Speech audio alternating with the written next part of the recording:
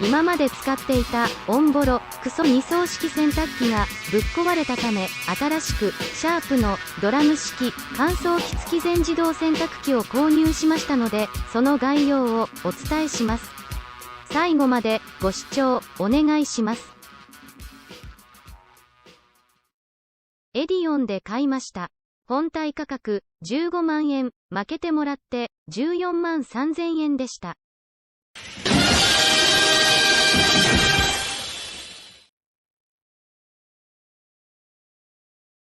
ぶっ壊れた古い洗濯機の引き取り料金は4180円。さらに水道の蛇口が専用のものに取り替えなくてはならないので、交換料が2200円、計6380円、配達当日かかりました。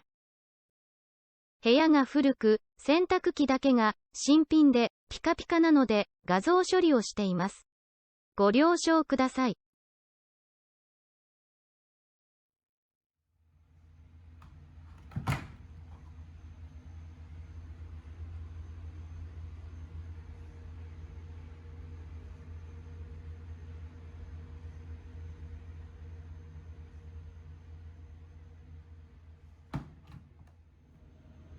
スタートボタンを押した後で洗剤と柔軟剤を分けて入れます。洗剤は液体と粉末、入れるところが分かれています。実際に洗濯してみます。コースは標準、運転は洗濯から乾燥までです。この部分点滅していますが、実際には点灯です。残り時間です。乾燥に時間が結構かかるみたいです。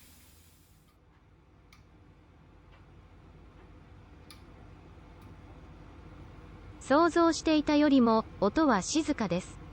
寝ていても気になりません。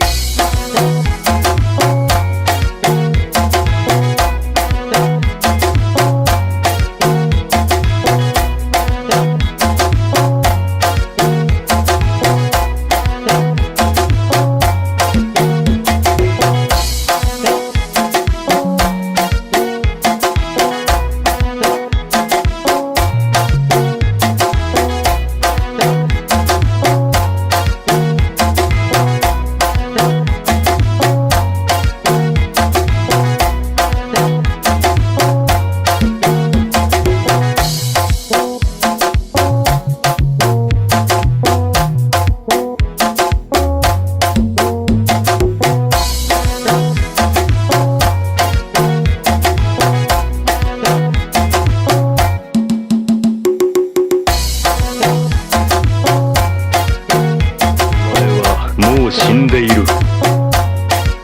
ご視聴ありがとうございました。よろしければいいねボタン、またチャンネル登録していただければ幸いです。パブリック滝パワーチャンネルをこれからもよろしくお願いします。